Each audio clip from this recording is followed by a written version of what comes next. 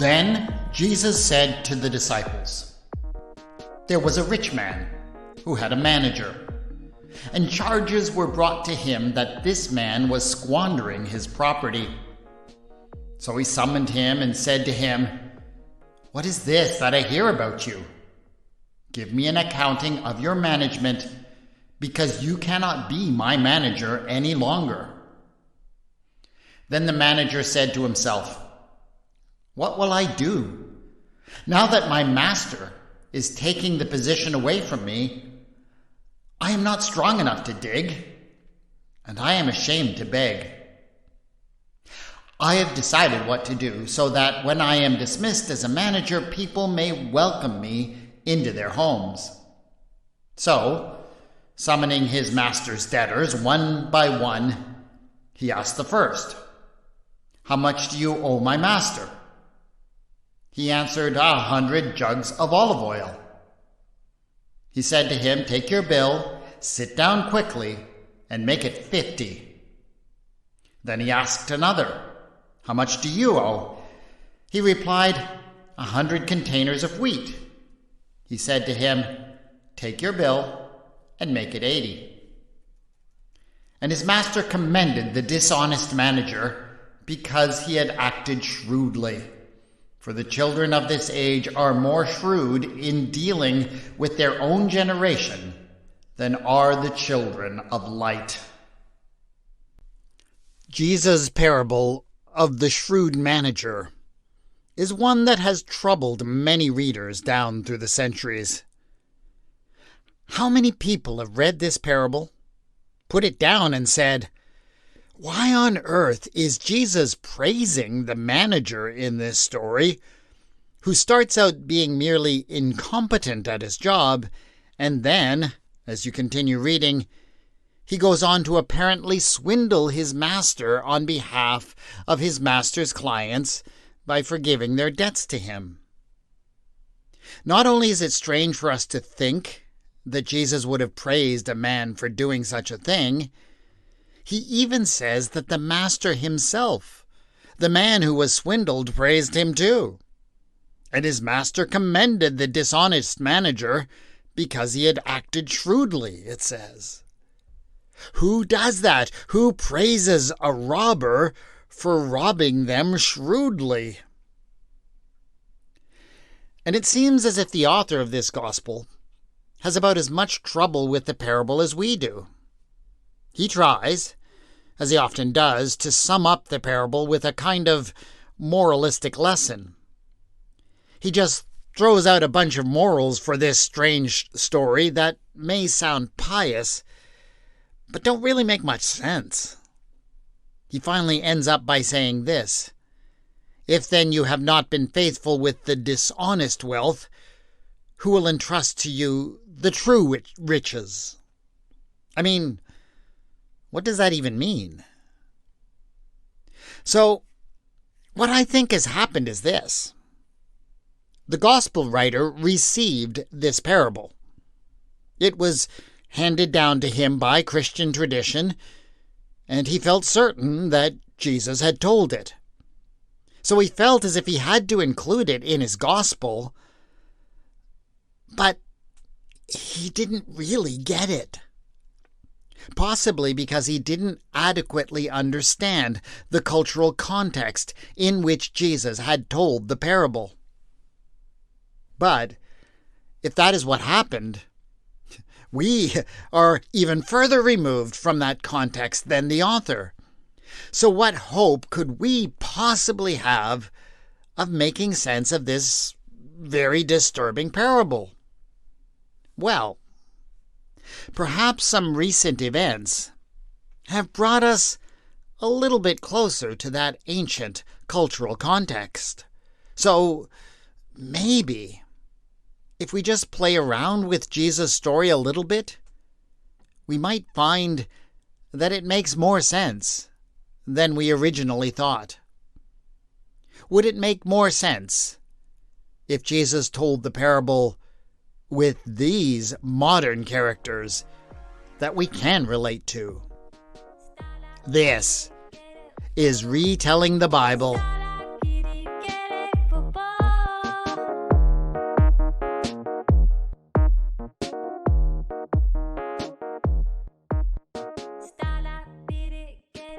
Episode 6.20 The Failed President.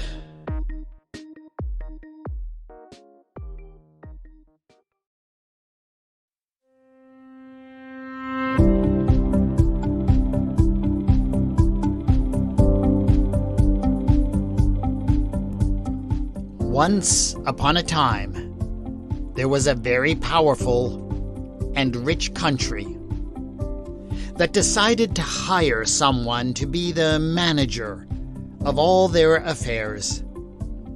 He was to be the chief executive, the president, if you like.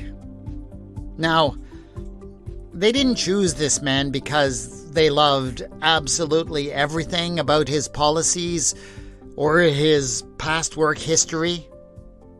There had been some issues, but he just seemed like the better option when compared to the man who had held the office before him. So they decided to give him a chance.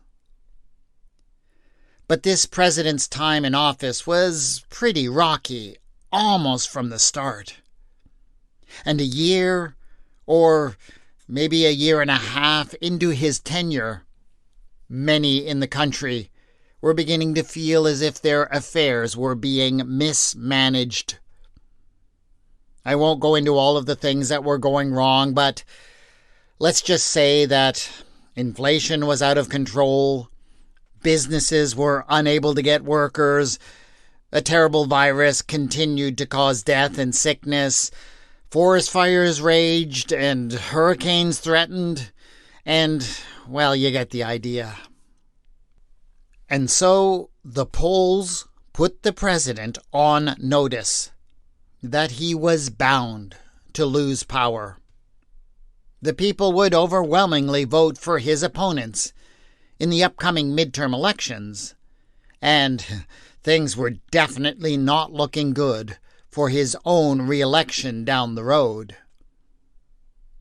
And so the president said to himself, "What will I do now that my country is taking the position away from me? I'm getting a little bit old, Jack.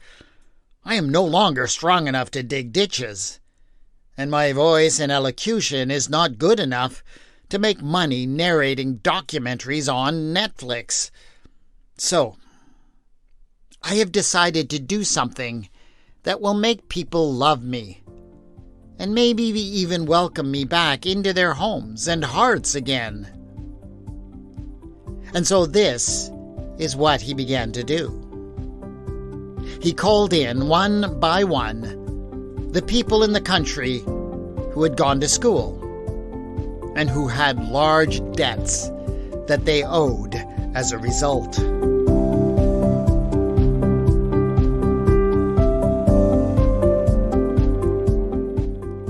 One woman came in, and she said, "I went to school to get a professional degree. To do that, I needed to borrow about $30,000. But I now owe almost $120,000 due to compounding high interest and income-based repayment programs that only drove my principal higher and higher, even when I never missed a payment. I've paid a fair amount over the years. That has done nothing to decrease my balance. I've been a hard-working professional all my adult life.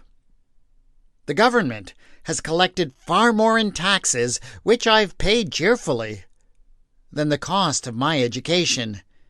Yet, still, I owe 4 times what I borrowed.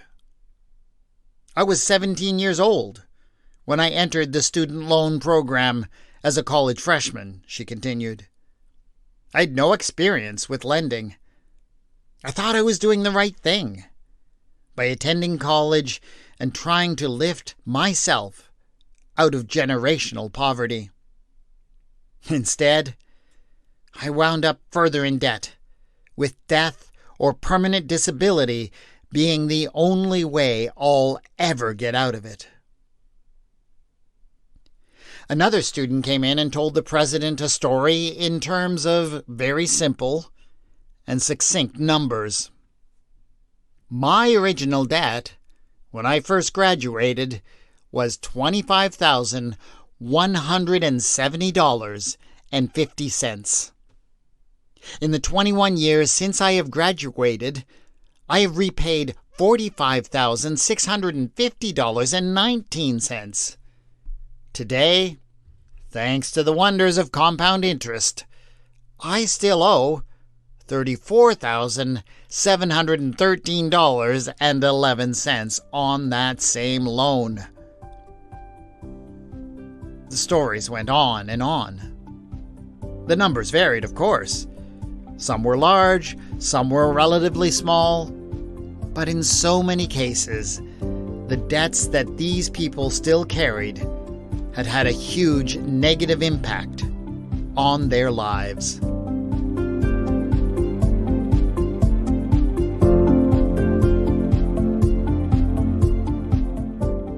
And so, the president went to the first person and said, "Here, take your account, and where it says that you owe $120,000, write down $60,000 instead."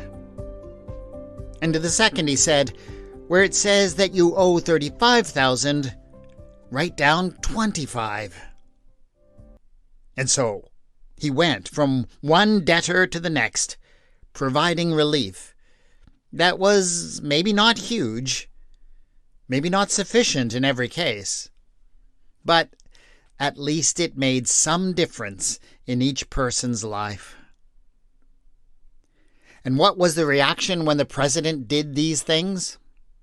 Well, there is no doubt that the reactions were mixed. There were certainly some who said that it was not enough, that it was too little to really help some who needed it most. Others complained that to offer such forgiveness was completely unfair and unjust to those who, in previous times, had managed to pay off their own debts with hard work. But there were certainly some for whom this began to change their perspective on what had seemed to them to be a failed presidency. Some even began to praise the president, or, at the very least, they had to admit that he was much more shrewd as a politician than they had perhaps given him credit for.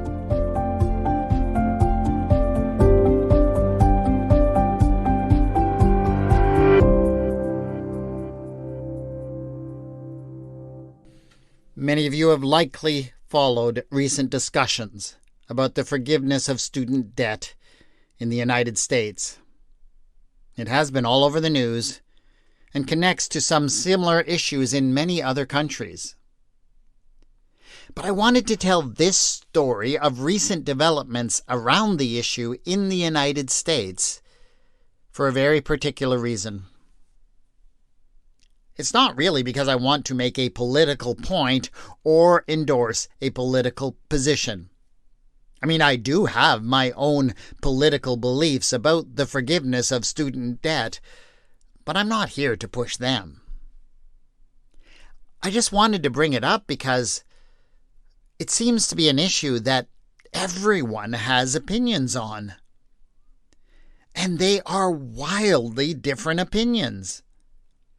Some will declare the forgiveness of such debts to be terrible and unjust, while others will say the same thing about the debts themselves. It is actually not very surprising because we are talking about a load of debt that collectively is so large that it affects the entire economy. Student debt is totally connected to the inflation crisis, the housing crisis, and the employment crisis. These are things that affect us all. And so, if you hear me tell a story about a president forgiving debts to students in our present context, Everyone immediately knows exactly what I'm talking about. Not only that, they also immediately have strong opinions about it. And I wanted you to understand that when Jesus told the story about a manager who was forgiving debts that were owed to his master, the reaction would have been almost exactly the same. They all would have known immediately exactly what he was talking about, and they all would have had their strong but various opinions about it as well, because Jesus told this story in a very similar situation.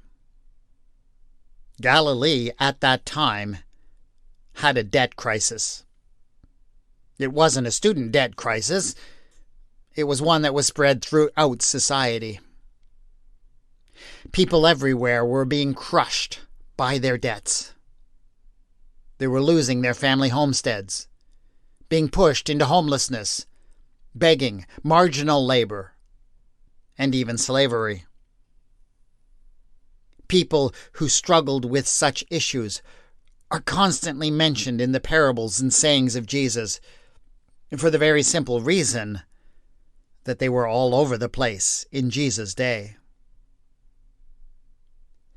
But the issue of debt was also complicated because, according to the ancient laws of Israel, debt was actually illegal. The laws of Moses were quite clear. Lending at interest was simply not permitted. And yet, in Palestine in Roman times, it was found everywhere. How could that be? Well, when money is involved, it seems that people can get infinitely creative. So here is what they did. When someone was in a desperate state and needed to borrow, say, 80 bushels of wheat, they would go to rich people and beg for their help. And the wealthy would help, but, as is often typical, they also wanted to know what was in it for them. They wanted interest, but they couldn't legally demand it. So here was what would happen. When the manager wrote down the debt, he wouldn't write, "I owe you 80 bushels plus 25% interest." Oh, no, that would be illegal. We can't do that. No. Instead, the manager would write down, "I owe you 100 bushels," even though the poor person only received 80. There would be no mention of interest, no paper trail, so nobody broke the law, right? Only the manager, the master, and the debtor knew what had really happened. Except, of course, that everyone suspected exactly what was going on. They just couldn't prove it because there was no paperwork. But Jesus told this parable to illustrate the vulnerabilities of rich people in this system. Basically, their managers had all the dirt they needed to bring them down. So, when a manager falls out with his master, all he has to do is go around to all of the people who owe his master and rewrite the records of what they owe. Everyone who heard this parable would have understood that this was what was going on. The manager wasn't robbing the master of anything but the illegal interest that he had charged. And the best part, of course, was that the master couldn't do a thing about it. To punish his crooked manager, he would have to admit that he had been charging interest, which was illegal. So he really had no choice. He actually had to praise him. Oh, and I can just imagine the press conference.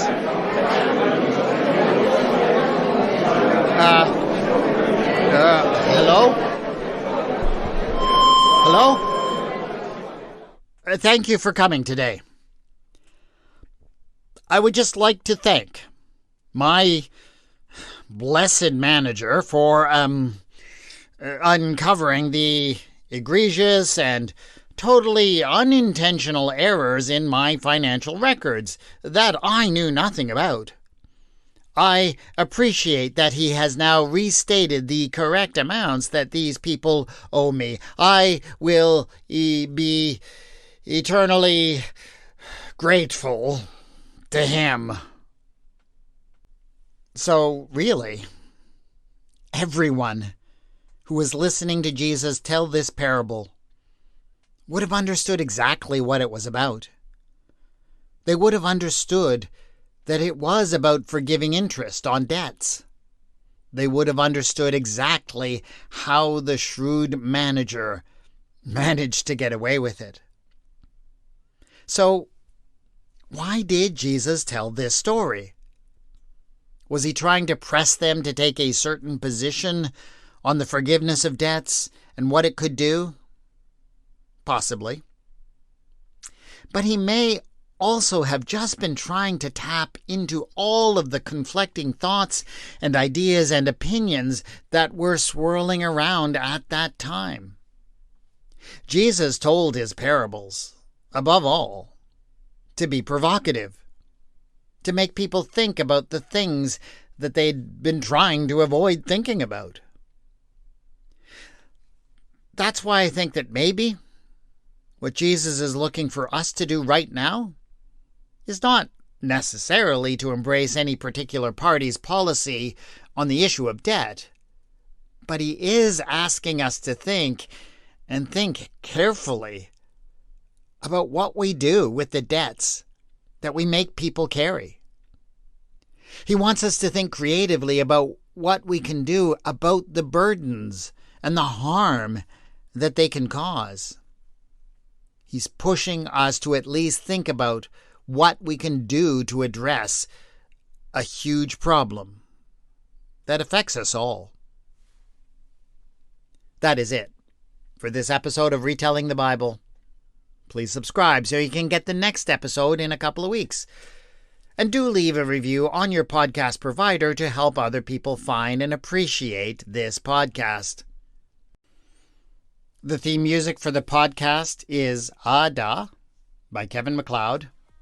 And the mood music for this episode is Inspiration by Raphael Crux. It is licensed under the Creative Commons and can be found at filmmusic.io.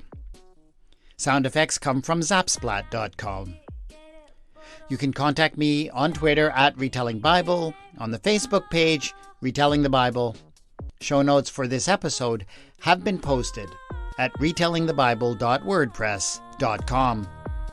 I'd also like you to consider supporting my work at patreon.com/retellingthebible. And a very special shout out to my newest Patreon supporter.